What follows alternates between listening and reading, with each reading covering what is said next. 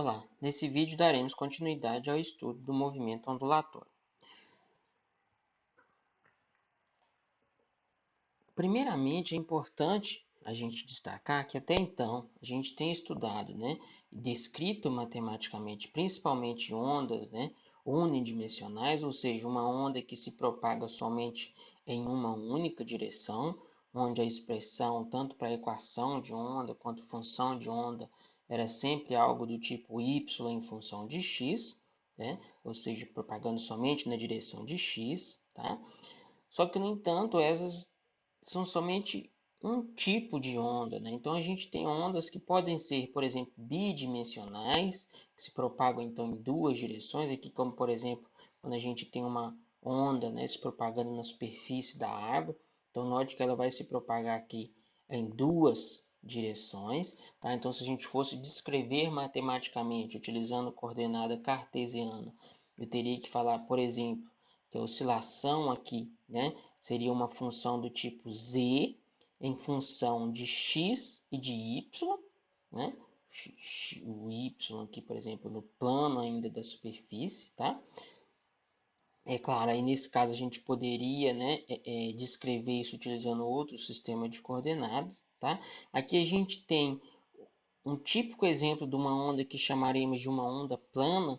Essa onda plana é uma onda que ela vai se propagar aqui em uma direção, tá? Só que note que ela se estende aqui, ela é plana, Ou seja, ela se estende aqui para numa segunda direção, por exemplo, y, tá?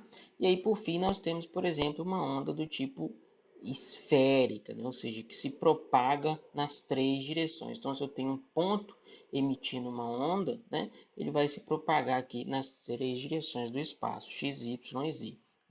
Note que também nesse caso o ideal, inclusive, é que a gente mude a representação. Ao invés de eu trabalhar com coordenadas cartesianas, eu poderia, por exemplo, trabalhar com coordenadas aqui esféricas, tá? Mas então, a gente tem vários, formas de propagação de uma onda, onde você vai mudar basicamente a sua equação da onda, quantas variáveis vão ter, tá? Mas todas essas ondas, independente das dimensões, elas vão respeitar, as mesmas coisas. Então, por exemplo, se eu tenho uma onda harmônica, velocidade de propagação, etc., tudo que foi visto, isso continua sendo válido, tá?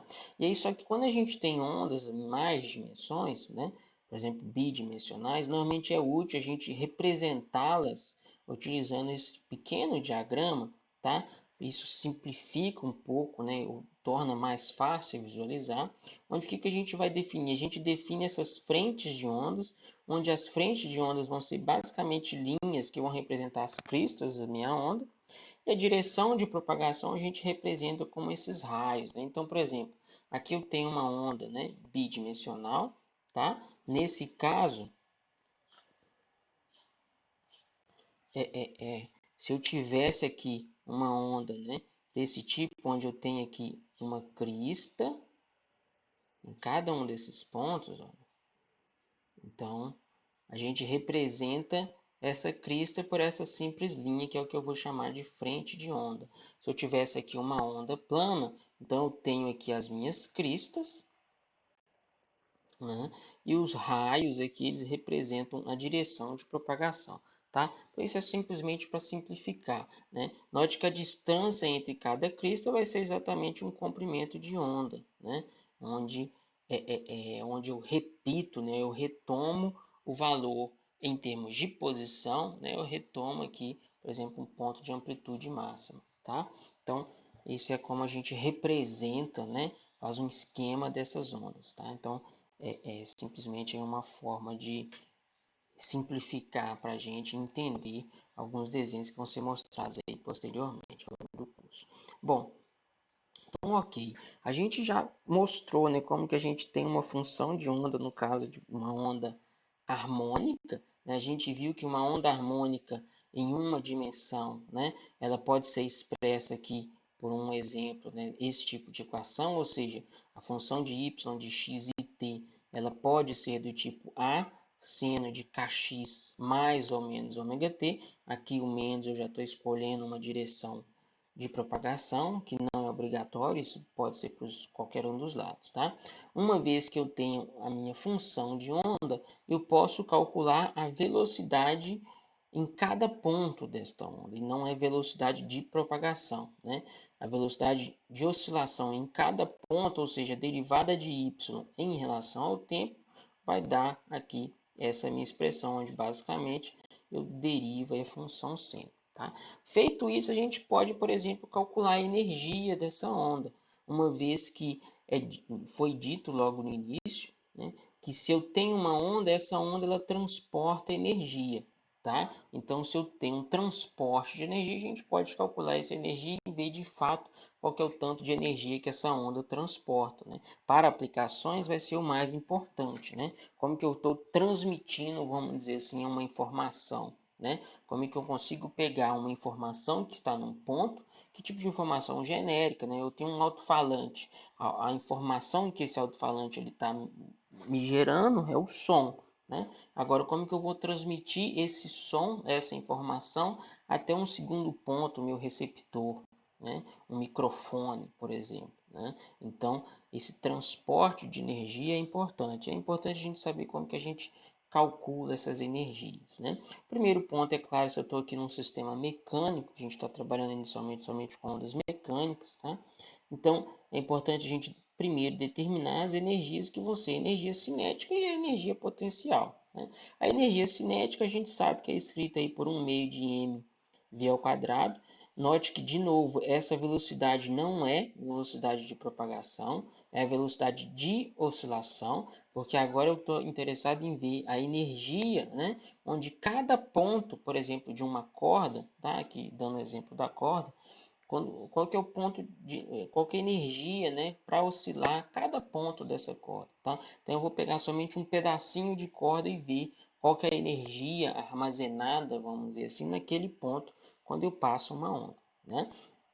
Então, bom, se eu sei já a minha velocidade, então bastaria a gente substituir aqui na minha expressão para energia cinética. Como eu estou interessado em analisar somente um pequeno segmento de corda, ou seja, um pedacinho dessa corda, tá? Porque como essa onda ela se propaga, então a gente vai ter que ver depois como que eu vou olhar a minha energia inteira, tá? Mas aqui então eu vou olhar em cada pedaço, em cada instante, né?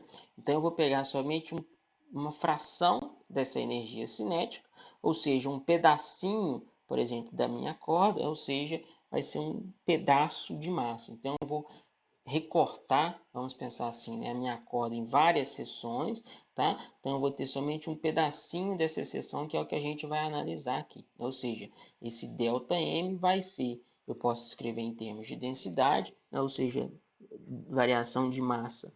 O pedacinho de massa vai ser a densidade vezes o pedacinho de comprimento, né? E aí sim a gente chega aqui numa expressão final para a energia cinética neste pedaço ou nesse segmento de corda. Note que ele é muito parecido com o que a gente tinha obtido anteriormente, por exemplo, para uma oscilação qualquer. A diferença é que agora, note que essa variação aqui da energia, né, esse pouco de energia aqui no meu segmento de corda, ele depende do ΔX, ou seja, ele está relacionado aqui à posição, né? Ou seja, somente nesse segmento, tá? Porque essa energia, então, ela vai se propagando, né? Exatamente por causa desse X aqui, ou seja, essa energia ela vai se propagando também no espaço, tá? Então, a diferença estaria nesse termo. A gente pode também calcular a energia potencial, né? Para mim calcular a energia potencial, basicamente eu posso analisar como sendo qual que é o trabalho, né, gasto, por exemplo, para a minha força de tensão fazer esse deslocamento, né, da onda na corda, tá? Ou seja, a minha energia vai ser o trabalho gasto aí por essa força de tensão mesmo, né? O único detalhe que a gente tem que ter é que note que quando eu tenho, por exemplo, um pulso, né, uma onda aqui, uma onda harmônica, né? Eu vou, por exemplo, se eu pegar somente um segmento dessa corda, tá? Eu vou ter tanto um deslocamento em X quanto um deslocamento em Y. No entanto, a gente vai falar que esse deslocamento ele é muito pequeno, tá? Ou seja, eu vou ter somente um diferencial aqui, A gente assume que esse deslocamento é muito pequeno, e aí na hora que eu faço isso, eu posso fazer uma série de aproximações ou de expansões aqui, tá? De forma a simplificar, né? A minha energia, tá? Então eu vou pegar esse deslocamento ΔS, né? E refazê-lo aqui em termos de ΔX e ΔY, faço, né? Por limite de deslocamentos pequenos, tá? E aí disso, quando a gente tem, né, uma variação com limite tendendo a zero, a gente vai ter exatamente a definição aí de uma derivada, tá? E aí nesse caso, então a gente consegue chegar em uma expressão para essa energia, tá? Então aqui basicamente o que a gente faz é pegar essa energia que é esse trabalho e aqui a gente tenta resolver simplesmente esse ΔS menos ΔX com limite, né, de deslocamento pequeno, tá? Causado por essa força, né? Então ao fazer isso a gente chega numa expressão para energia que vai ser também aqui um meio de μ ômega ao quadrado cosseno ao quadrado de kx ômega t vezes o ΔX, né? Então, de novo, se a gente lembrar, para uma oscilação qualquer, quando a gente só tinha uma oscilação, né, e não uma onda, qual que era a expressão para energia potencial, né? A expressão para energia potencial era alguma coisa do tipo aqui, né, no caso de uma mola, né? Era algo do tipo aqui, é 1 meio de K x2, onde K é m ômega, né? Ou seja, isso aqui é m ômega ao quadrado, x ao quadrado, vezes aqui 1 meio. Então, esse aqui era exatamente a minha energia potencial, tá? Note que esta expressão ela não é muito diferente do que a gente obtém aqui, né? Eu estou trocando massa por densidade. Qual que é a densidade? Mi, né? Só que vai ser mi vezes o ΔX, tá? Então é daqui que sai, né? Eu estou expressando massa dessa forma, né? O ômega continua aqui. O que é o meu x? O meu x é exatamente a minha função. Aqui agora eu estou trabalhando com o y, né? O y de x, tá? Então a minha função é exatamente este pedaço, né? Então eu tenho aí uma expressão muito parecida com o que a gente tinha encontrado anteriormente, né? Só que cuidado que, de novo, né? A minha energia potencial agora, eu estou só olhando somente num segmento de corda, tá? Um pedacinho dessa onda, né?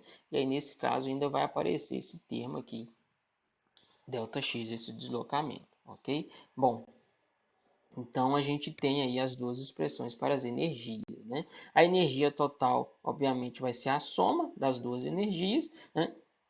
Como eu tenho dois termos aí que são cosseno ao quadrado, né? E sempre aqui 1 meio, a gente vê que essa expressão para energia cinética, tá? Em 1 meio de μ ômega ao quadrado, é exatamente a mesma expressão que a gente obteve para energia potencial, né? Na corda, tá? Ou seja, na hora que eu somar esses dois termos, eu simplesmente vou reduzir aqui, retirar aquele termo de 1 meio, tá? Note que a minha energia, né? Da mesma forma, ela vai oscilar tanto no espaço quanto no tempo.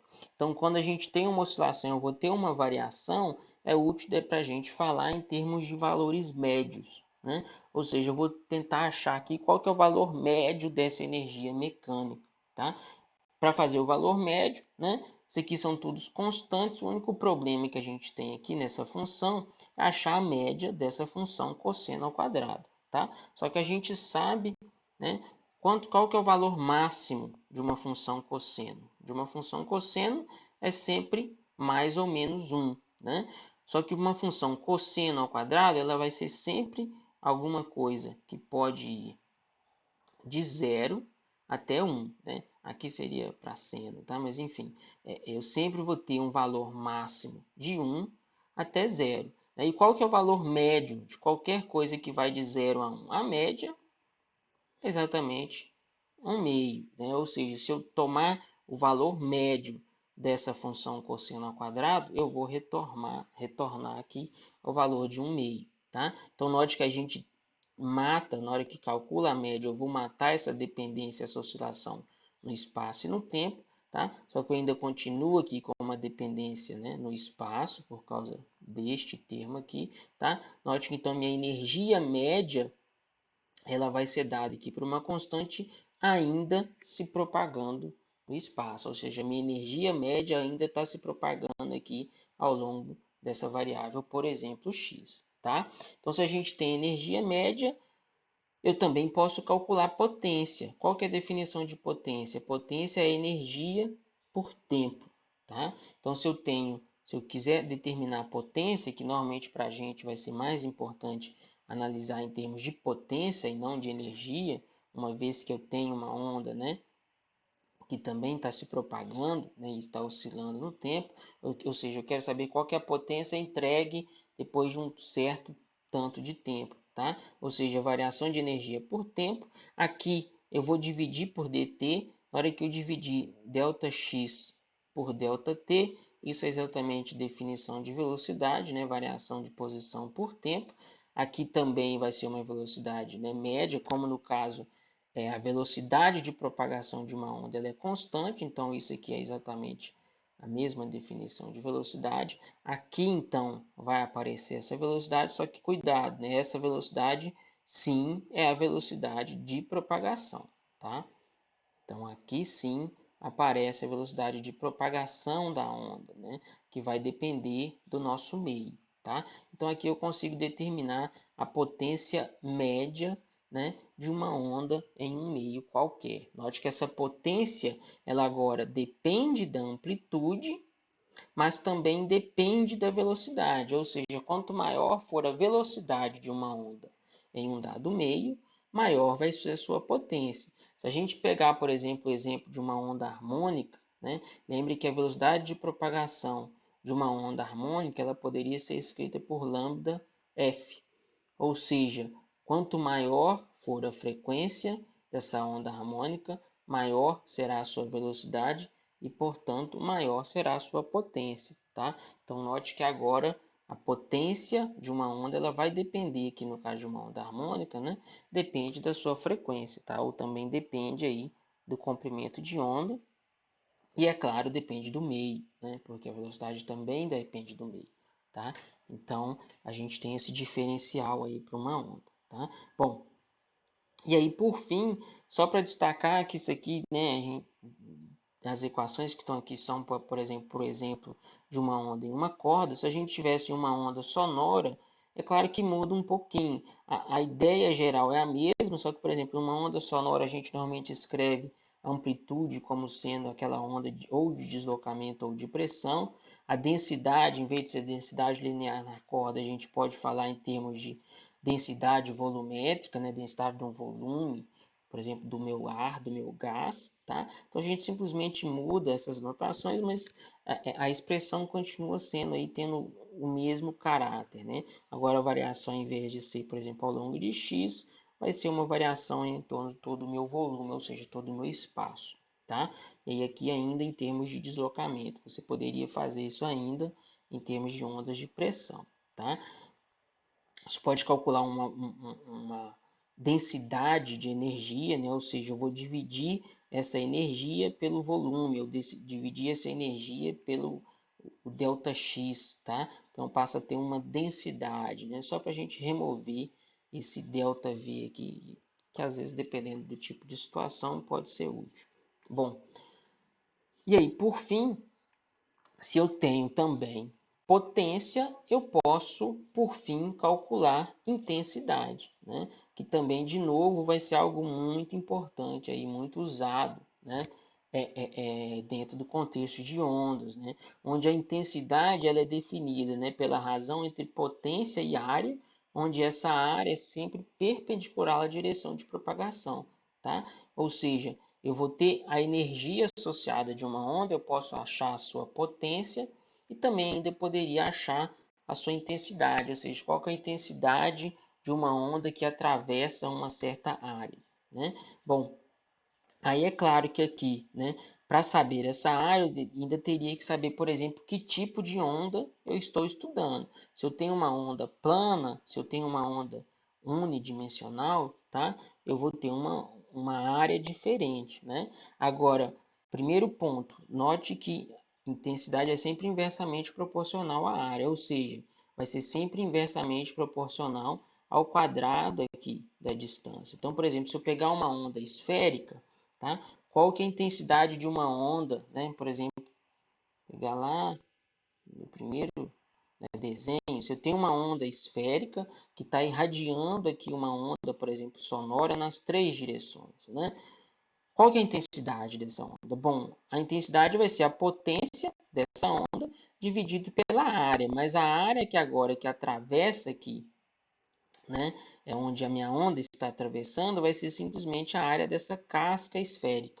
E a área de uma casca esférica é, por exemplo, 4πr2, né? Então é por isso que vai aparecer aqui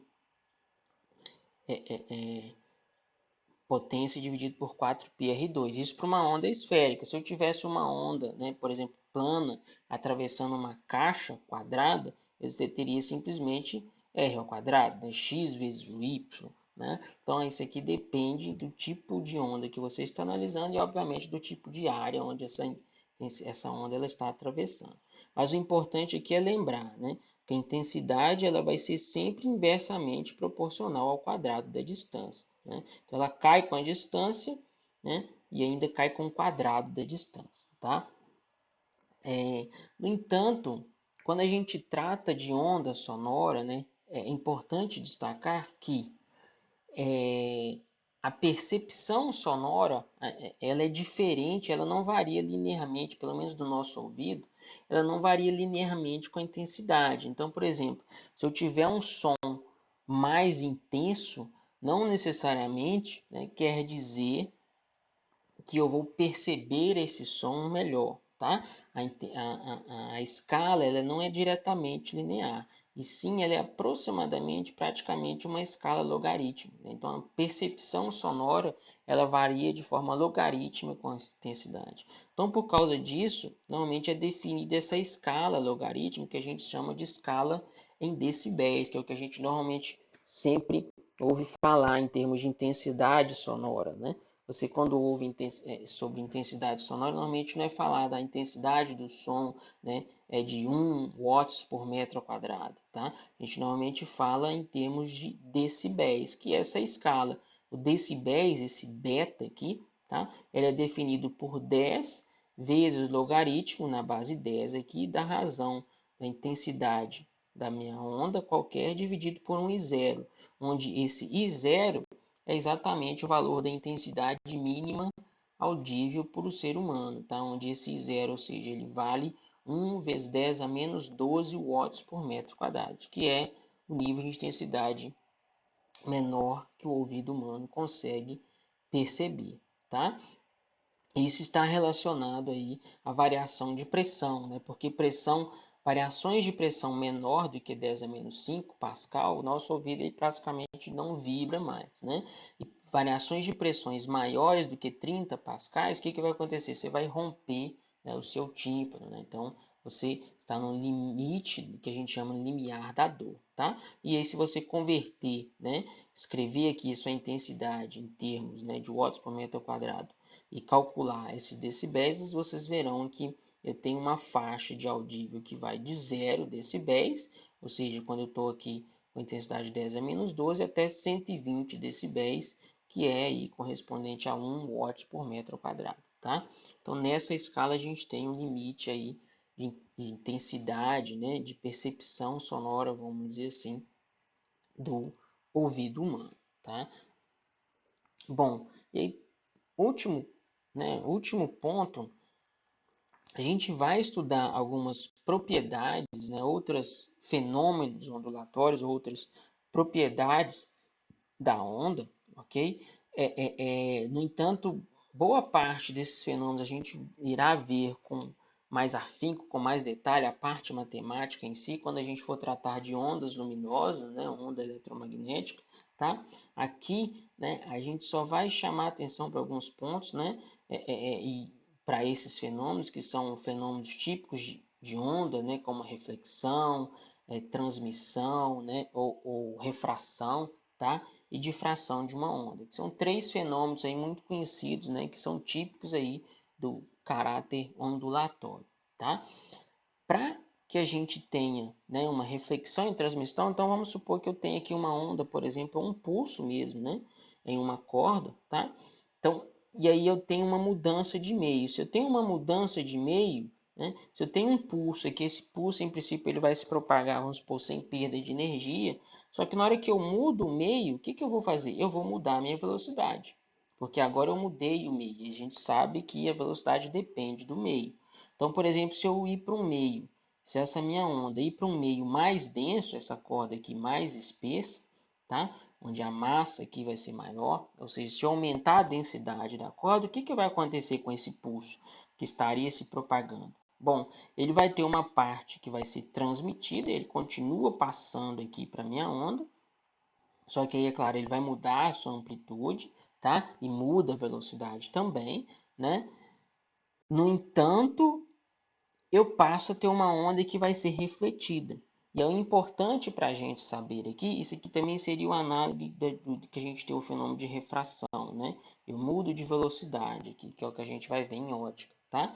No entanto, é importante notar que se eu tenho uma onda que sai de um meio, por exemplo, menos denso para um meio mais denso, como este caso, a minha onda refletida, ela sempre será refletida invertendo a fase, ou seja, a amplitude aqui, olha só, se ela está começando para cima, né, a minha onda refletida ela inverte a fase, tá? E ela passa com a amplitude aqui para baixo, tá? Isso sempre acontece quando eu tenho uma onda que sai de um meio menos denso para um meio mais denso. Isso vai ser o análogo da gente ter, por exemplo, se eu amarrar essa corda aqui e ter uma parede, né? O que vai acontecer? Essa onda ela vai bater, ela não vai conseguir ser transmitida para a parede, porque eu tenho um ponto fixo, então ela vai ser totalmente refletida. Só que na hora que ela for refletida, ela vai ter aqui uma componente que vai ser com a fase invertida. Tá? A gente vai estudar isso também quando a gente for ver, por exemplo, fenômenos de ondas estacionárias. A gente vê que isso aqui vai ser um conceito importante. Tá?